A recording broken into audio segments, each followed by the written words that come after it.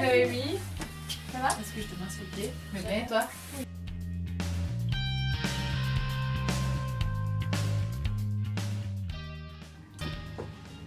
Donc, tu te souviens la dernière fois, on a fait ces photos, toutes ces choses.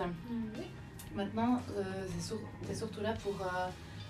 moi, j'ai envie de savoir pourquoi t'es là, qu'est-ce que c'est tes besoins. Donc, je vais te poser quelques questions. Parce que le but, c'est vraiment de faire quelque chose qui te corresponde à toi et que tu te sentes à l'aise avec ça. La première chose que je vais te demander pour clarifier tout, c'est est-ce que tu sais la différence entre le coaching ou le conseil en image et le relooking? Est-ce que ça te parle? Est-ce que pour toi, il y a une différence? Je pense que le coaching, le conseil en image, c'est vraiment des conseils basés sur quand même l'envie de la personne. Puis le relooking, c'est un petit peu... on s'en fout, on fait ça, comme ça, que ça plaise ou pas, quoi. C'est exactement ça, exactement. C'est vrai que souvent, les deux mots, ils sont un petit peu utilisés pour la même chose. C'est à cause des États-Unis, le concept, puis les gens, ça leur parle plus. Ça fait que quelques temps que maintenant, les gens, ça leur parle un tout petit peu quand on parle de conseil en image. Et puis, si tu veux, il y a le relooking, c'est souvent, il y a une très grande équipe, et puis on fait un avant-après spectaculaire, et puis on prend peu en considération les désirs de la personne, et surtout, on ne va pas autant creuser par rapport à ton caractère, ta personnalité, qui tu es. Puis sur le conseil en image, on travaille aussi beaucoup tout ce qui est communication. Le but, c'est que toi, quand tu te regardes dans le miroir, tu dises waouh, canon. D'accord? Donc dis-moi, Noémie, vraiment, qu'est-ce que tu attends de cette métamorphose? Un petit peu réapprendre à m'habiller, parce que c'est vrai que j'ai eu 2 enfants assez rapprochés, en même pas 2 ans. Alors, c'est vrai qu'une grossesse, ça change encore. 2 grossesses, ça change encore plus encore. Hein. Donc, du coup, j'ai plus du tout mon physique de jeune fille que j'avais avant, où je pouvais mettre tout et n'importe quoi, m'habiller en 36. Maintenant, vraiment, me réapproprier mon corps, m'habiller comme il faut, parce que moi, j'aime bien m'habiller, j'aime bien mettre des robes, des jupes, mais c'est vrai que tout le temps en pantalon ou en leggings, ça commence un petit peu à me sortir par les oreilles. Quel changement tu accepterais de faire dans cette métamorphose? Est-ce que tu es ouverte à tout, ou est-ce qu'à l'inverse, il y a des choses qui te font peur? Je sais bien qu'en principe, ça dépend ce que tu vas me dire, mais... Voilà, si je dois dire quelque chose, franchement, ce serait mes cheveux. J'accepterais pas du tout qu'on me découpe plus de ça. D'accord. Parce que j'aimerais de avoir des longs cheveux, puis ça c'est quelque chose qui me tient énormément à cœur. D'accord. Puis sinon, après le reste, je suis assez ouverte. Là, en fait, pour commencer, afin que tu prennes conscience aussi de l'image que tu renvoies, parce qu'en fait, il y a tout ce travail un peu superficiel de les couleurs qui vont, des choses comme ça, mais le but, au fond, c'est vraiment à l'intérieur que le monde extérieur voie la première impression, qui tu es. Parce que inconsciemment, on se fait toujours une idée quand on rencontre quelqu'un, on se fait une première impression. Et si on ne soigne pas notre apparence pour que ça aille ensemble, des fois, dans le quotidien, c'est pas l'image que tu voudrais renvoyer, que tu renvoies. Et puis là, on a fait justement avec les photos de la dernière fois, on a interviewé des inconnus pour savoir qu'est-ce que tu renvoyais comme première impression. Donc je vais te faire écouter ça juste après. Ne t'inquiète pas, le but, c'est pas de te casser. Moi, je trouve qu'elle a l'air fatiguée. Pas forcément confiante en elle, très réservée, très fatiguée surtout, je pense. Je la trouve un peu tristounette et puis en première vue, j'aurais dit tout de suite c'est une fumeuse. Bon, moi je pense qu'elle est pas sûre d'elle. Hein. Tu sens qu'elle est mal à l'aise, on va dire. Je trouve qu'elle a l'air un peu presque mal soignée. Comme je disais au départ, peut-être manque de soins au niveau du visage, des cheveux. Je pense qu'elle a 32. Ouais, je pense qu'elle a 28. Je pense qu'elle a 35. Entre 35 et 38. Je pense qu'elle a entre 30 et 35 ans. C'est pas une fille que je vais me retourner sur elle, quoi. Y a aucune chance que je me retourne sur elle dans la rue. Vraiment aucune. Son look catastrophique dans le sens... moi, je suis pas, tu me connais, je suis pas du tout un spécialiste de mode, mais c'est un peu n'importe quoi avec n'importe quoi. Mais sur ses habillements, ça va pas du tout. Elle a les jolies poitrine qui est pas maintenue. Je pense pas qu'elle aime spécialement faire du shopping, parce que si je vois la première photo, il y a 4 couleurs, mais qui, pour moi, qui n'ont absolument rien à voir les unes avec les autres. Donc on dirait presque que ça fait exprès de faire mal aux yeux. Pour moi, il n'y a rien qui va, quoi. Ça la met pas en valeur du tout. Ça lui accroche vraiment où il y a plus de forme. Ça ressort encore plus. d'une caissière aigrie. Ouais, du potentiel, c'est clair. Puis c'est un très joli visage. Par contre, elle a un joli sourire. Elle a vraiment du potentiel parce que la tête, la photo de gauche, là, puis même quand tu la vois en bas, il y a vraiment quelque chose de vrai vivant derrière. Mais c'est derrière. Elle a un visage qui pourrait vraiment être mis en valeur. Pour moi, le plus problématique, c'est les 30-38 ans. Ouais. Que tous Ah, quasiment ça- ils t'ont donné. Hein. Ça, c'est la chose qui fait le plus mal. On est quand même loin hein, Ouais. du 22. Hein. Oui, oui. 23 bientôt, Ouais. mais quand même. C'est vrai que- Puis voilà, après la majorité, bah, ils ont raison. Quoi. Puis ça, je le sais parce que bah, c'est vrai que je pas forcément. Bah, je suis à la maison, je suis avec mes enfants, donc je vais pas me mettre en valeur pour rester devant chez moi. Quoi. Pourquoi pas Pourquoi pas, c'est vrai, mais Est-ce dans ton réflexe, tu te mets en valeur pour sortir vers le monde extérieur plutôt que pour toi-même ou bien? Ah oui, alors si je vais souper avec mes copines, là il faut 1 heure de temps pour me préparer, je me maquille, vous inquiétez pas, hein. J'ai du maquillage à la maison, il n'y a pas de souci, je me coiffe un peu plus aussi, mais c'est vrai que c'est des... Alors voilà, chacun, on aime les couleurs, on n'aime pas les couleurs, ça c'est des avis personnels et puis ça n'engage que, hein, donc ça après de toute façon, moi je vais te dire ce qui te va, je suis là pour ça, on va pas faire notre consultation basée sur ça, c'était juste pour se rendre compte, et voilà, et puis maintenant le but c'est de partir vraiment sur quelque chose de positif, il se dire qu'il y a un sacré potentiel, tous les hommes se disent ok aujourd'hui on a l'impression que tu te laisses aller donc on ne se retournerait pas dessus, mais par contre ils savent tous qu'il y a de grandes chances qu'après ils se retourneront sur toi plus qu'une fois. Donc ça c'est vraiment hyper positif, puis bah, le but c'est qu'on commence à travailler là-dessus, et puis bah, c'est aussi un peu pour te motiver à dire ouais il y a de quoi faire, mais il faut quand même, on va pas pouvoir juste faire des petits changements, on va quand même faire un grand changement dans le visuel mais aussi dans l'état d'esprit pour qu'en fait tu rayonnes, ce que tu as à l'intérieur, tu rayonnes à l'extérieur, le bonheur que tu as avec tes petites, ça se transpire de partout. Oui. Est-ce que ça te convient comme ça? Oui, c'est parfait. Donc, c'est ce que j'attendais. Alors, c'est super. En tout cas, je te remercie.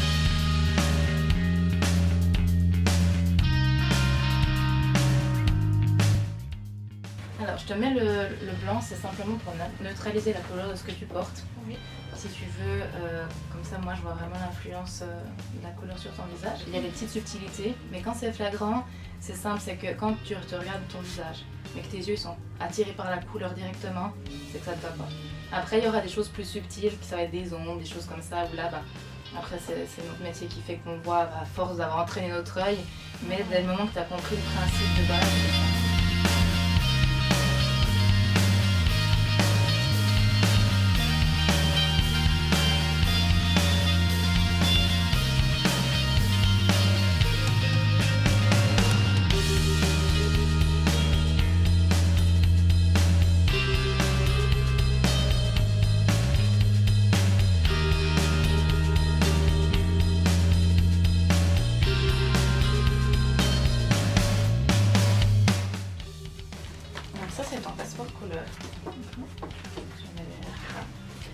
donc si tu veux, tu as en premier les bases, ensuite les accents. C'est simplement parce que des fois dans le travail, si tu as un dress code à respecter, il y a quelques règles que tu peux pas faire n'importe quoi. Et le moment que tu n'as pas de dress code à respecter, que tu fais ce que tu veux, tu peux tout mélanger. On a le réflexe, ben voilà, la veste, des choses comme ça, d'acheter noir souvent parce qu'on dit ça va avec tout, c'est plus simple. Ben, pas forcément, tu peux acheter dans n'importe quelle base, elle ira de façon avec tout. Toutes les couleurs de ton passeport vont les unes avec les autres. Après, c'est qu'une question de style que tu choisis. Bah voilà, il était presque un peu plus corail le haut que tu avais l'autre fois, presque trop orangé. Mais tu avais, on dirait, un pantalon comme ça, avec un haut dans ces dos-là, en version un peu plus orangée. Bah, ça va ensemble. C'est juste que voilà, c'est un style plus extravagant. Peut-être quelqu'un qui aura un style un peu plus discret, elle ne mettra jamais ça et ça ensemble parce qu'elle va plutôt chaque fois choisir une petite neutre avec une couleur flashy.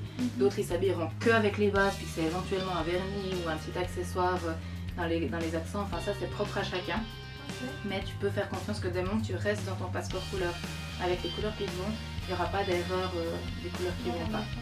Après, il y a la règle jamais plus que 3 couleurs sur soi. Tu l'as appris à tes dépens en écoutant l'interview là. Ouais, je la savais déjà. Tu la savais. Mais en fait, souvent, on n'y pense pas, mais c'est tout compris. visuel, des fois on dit ben voilà, le pantalon haut avec 2 couleurs, et après il y a les chaussures, il y a le sac, il y a la veste, il y a les accessoires. Puis c'est vite des fois là, quand on aime la couleur c'est génial, mais c'est des fois là aussi qu'on peut se perdre. Parce que finalement on n'a pas toujours... c'est facile hein, d'avoir un pantalon noir et des chaussures noires, on prend pas de risque. Donc toi tu prends plus de risques, c'est bien, il faut que tu continues. Mais par contre du coup on peut vite des fois sortir de ces couleurs là.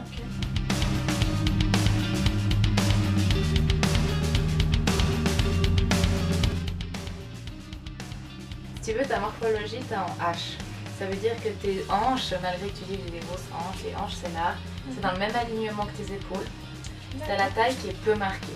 Alors ça, même quand tes kilos de grossesse vont disparaître, elle va légèrement se marquer plus, mais elle va jamais être non plus trop serrée. Donc ça va rien changer au niveau de ta morphologie quand ce que tu n'aimes pas aura disparu.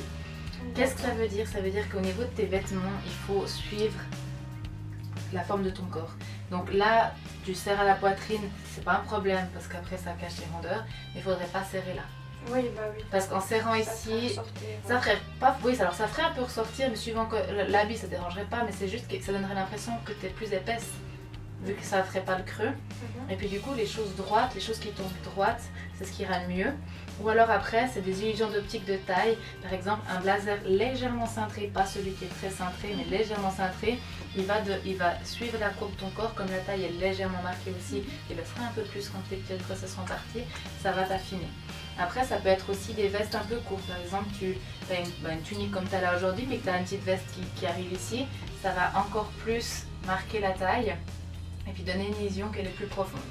Mais éviter de trop serrer à la taille, parce que si on serre, tu vois, par rapport à ici, là on sent que c'est encore les kilos de grossesse, parce que quand c'est la zone du ventre, là tu peux pas faire grand chose, mais sinon tu es assez droite en fait. C'est ça. Une des grandes étapes, c'est toute la communication non verbale en fait, que on a rarement une deuxième chance de faire une bonne première impression, comme on dit. Et du coup, quand tu as un premier contact, souvent tu te fais une idée, et puis il y a peu de gens qui te laissent une chance de changer ça. Donc après, dans la vie de tous les jours, c'est plus pour toi, parce que si tu renvoies l'image à l'extérieur qui tu es à l'intérieur, t'es mieux dans ta peau, ton estime de soi augmente, etc. Par contre, quand tu dois chercher un travail ou bien une nouvelle rencontre, là c'est encore plus important, parce que si par exemple, t'es déguisé, ce que tu mets, c'est pas ce qui te correspond. Tu vas chez un employeur, tu lui dis bonjour, lui il se fait en 30 secondes, 3 secondes même, une idée. Après quand tu te mets à parler, il va pas se dire son look va pas, il va se dire il y a un truc qui joue pas, parce que entre ce que tu dis, ta façon de t'exprimer, puis le reste de la communication non verbale, puis l'image que tu as renvoyée au début, ça sera pas en corrélation. Donc ça c'est vrai que des moments qu'on est en recherche d'emploi ou bien qu'on est en recherche d'un compagnon, des choses comme ça, ça facilite énormément le contact. Après, je sais pas si c'était déjà arrivé de rencontrer une personne, t'as absolument rien à lui reprocher, mais t'as rien à lui dire non plus. Je crois que ça nous est plus ou moins tous arrivé au moins une fois. C'est pas quelqu'un qu'on pourrait dire elle est ci ou elle est ça, mais par contre, il n'y a rien. C'est qu'en fait, notre style, ça reflète nos valeurs. On a tous des valeurs, et puis il n'y en a pas de bonnes ou de mauvaises, mais des fois, en fait, si t'as rien en commun, entre guillemets, ou rien à dire à quelqu'un, c'est simplement que tes valeurs sont tellement éloignées des siennes qu'elle n'est pas méchante, elle n'a pas de problème, mais il ne se passe rien. Et puis le fait de mettre en avant ton style qui reflète tes valeurs, ta personnalité, ton caractère, ça va aussi simplifier tout, parce que finalement les gens qui se sentent comme toi, qui ont les mêmes valeurs que toi, ils vont se sentir attirés par toi. Donc même dans une sortie ou des choses comme ça, ça va aussi être beaucoup plus simple. Tu veux faire passer un message, que ce soit dans ta vie privée, avec ton mari, avec tes enfants ou dans ton travail, il n'y a que 7% des mots que tu utilises qui rentrent. C'est-à-dire que depuis le temps que je te parle, il n'y a pas grand-chose, c'est frustrant que tu auras retenu. Mais en fait, si tu veux faire passer ton message, tout le reste, c'est 93% qui reste, c'est la communication non verbale.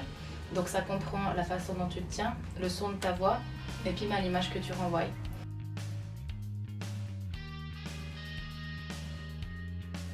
Alors, Noémie, l'étape d'aujourd'hui, c'est la grande étape parce qu'on a le coiffeur. Mais avant ça, on va voir le maquillage. Donc le but du maquillage, c'est vraiment te montrer des astuces pour un maquillage que tu pourrais faire tous les jours. Et pas forcément le truc de soirée et tout, il faut que ça soit simple. Mais des fois, des petites astuces beauté, on a l'impression qu'on en a fait beaucoup alors qu'on a fait grand-chose. C'est la première chose super importante à faire, c'est l'hydratation de ta peau. Ça veut dire en fonction, déjà la nettoyer, même matin et soir. Et puis mettre une crème qui convient le mieux à ta peau. Le fond de teint ne va pas remplacer une crème, c'est sûr. Et puis comme ça va éviter aussi que ça va protéger ta peau contre les agressions naturelles. Et puis ça va faire tenir aussi le maquillage, la mort de base.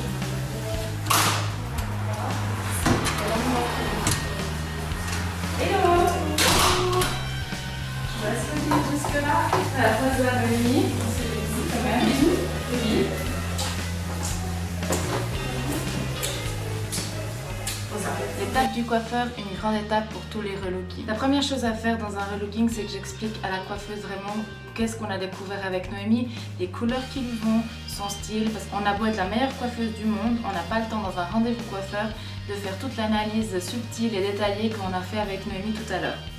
Du coup, j'informe Rosa du style de Noémie, de ses couleurs, et on va se mettre d'accord parce que ses capacités de coiffeuse sont hyper importantes pour nous les conseillers en image afin de trouver la combinaison idéale pour la cliente. Noémie a fait beaucoup de couleurs à répétition, des décolorations, ses cheveux sont très abîmés.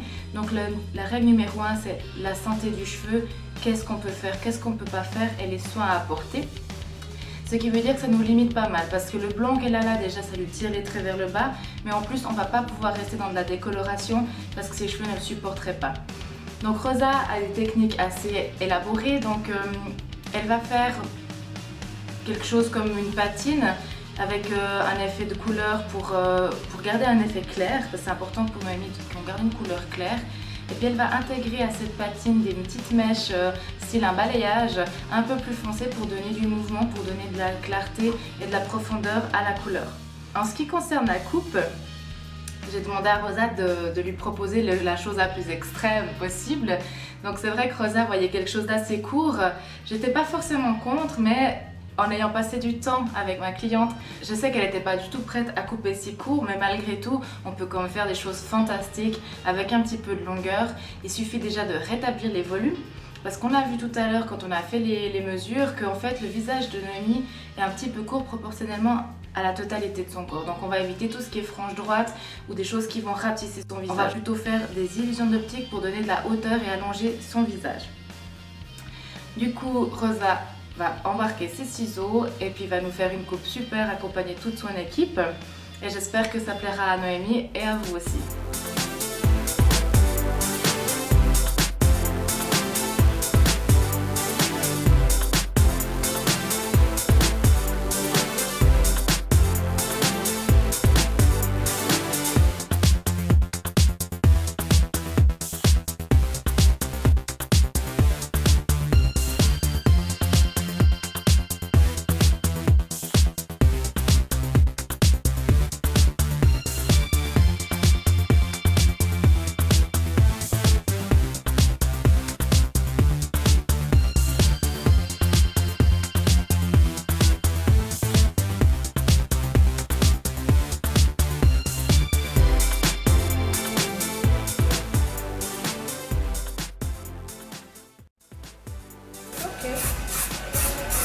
Alors ça c'est un spray tout fin aussi pour fixer mais sans figer.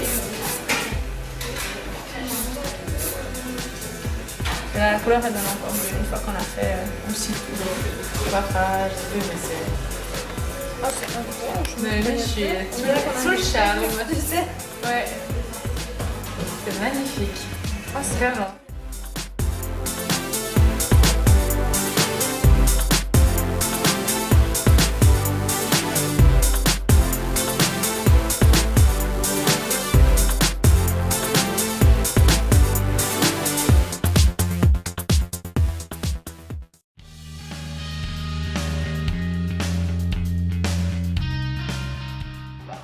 Comme je t'ai expliqué, je vais faire toute cette tenue dans la maquette. En fonction de ton style qu'on a vu la dernière fois, en fonction de ton morphologie aussi. Je peux t'expliquer si jamais tu as besoin une fois faire ta main de choses, que tu te poses des questions, et que après, tu seras à toi de choisir dans laquelle tu veux manger la vie.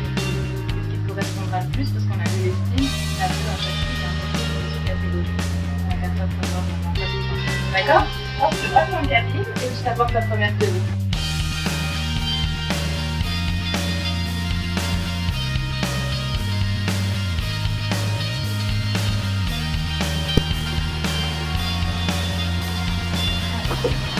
Alors, retournez voir. Alors, ça va juste un petit peu comme il faut à peu près. Alors, les couleurs. Les couleurs, tu peux les mettre comme tu as envie, il ne faut jamais les expliquer pour nous. Ça veut dire que tu peux soit simplement juste décorer comme ça, si vraiment il fait chaud. Tu peux t'amuser, tu fais juste un petit nœud.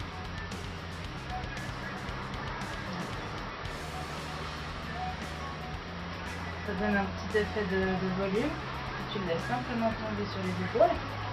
Puis après, on évite de trop l'emboucler. Puis si vraiment il fait chaud, par exemple, tu mets la tenue sans la veste, ça tu peux le mettre autour de ton sac à main. Et puis ça va donner l'impression qu'il y a un rappel de collage sur ton sac. Alors, je te laisse t'admirer, de retourner. Ah ouais, c'est ça.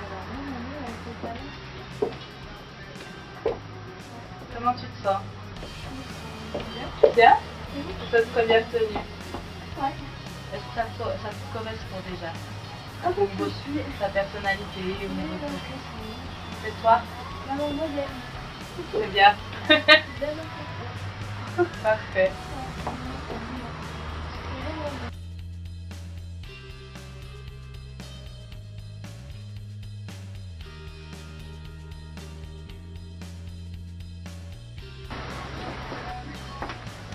On va remettre les bras.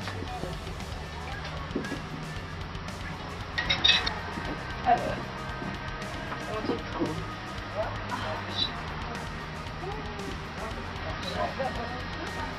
Là, c'est un peu plus décontracté qu'avant. Avant, tu avais plus le côté chic avec la petite veste. Là, c'est vraiment le côté chic décontracté.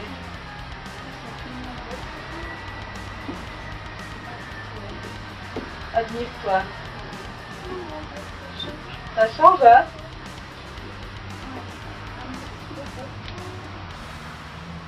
Je te laisse t'admirer parce que c'est quand on va choisir ce sera. C'est ça que tu fais les photographies mentales des photos de tenue. Mais tu as les jambes fines, hein. Si. Toi, les kilés de corsets, ils se sont répartis très mal parce qu'ils se sont répartis que dans la ceinture abdominale. C'est dans la poitrine, c'est pas. Mais du coup, les jambes sont fines, donc c'est bien de les mettre en valeur. Et puis si tu t'adaptes avec les matières et les volumes, ça fait que visuellement, tes atouts sont mis en valeur. Et puis ce qu'on aime un peu moins, c'est bien camouflé. Comme ça, la taille marquée, on met toujours des choses cintrées. Du coup, comme ça, on voit la taille qui est marquée. Ça affine. Exactement. Très du corps, mais pas moulant. Et là, la petite touche rose avec le sac pour donner un peu de couleur, comme c'est des tenues jeans blancs comme ça. C'est toujours bien d'avoir un peu de lumière. En fait, les paillettes qui donnent un peu de lumière tout de suite, hein, mais le sac, ça rapporte un peu quelque chose.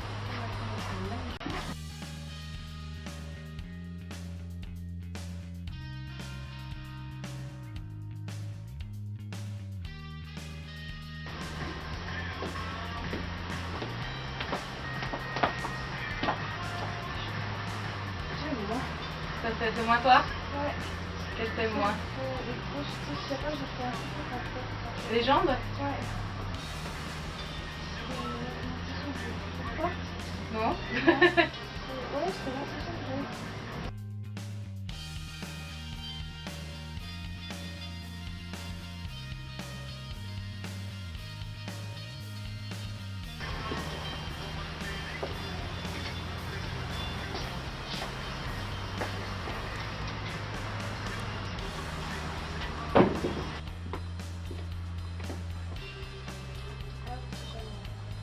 Moins? C'est moins toi? Ouais.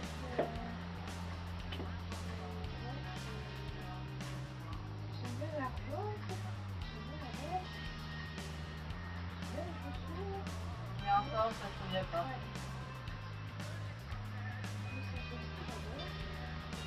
Maintenant, c'est un petit peu tout testé. Est-ce que tu sais ce que tu veux choisir? Tu vas genre essayer les deux premiers.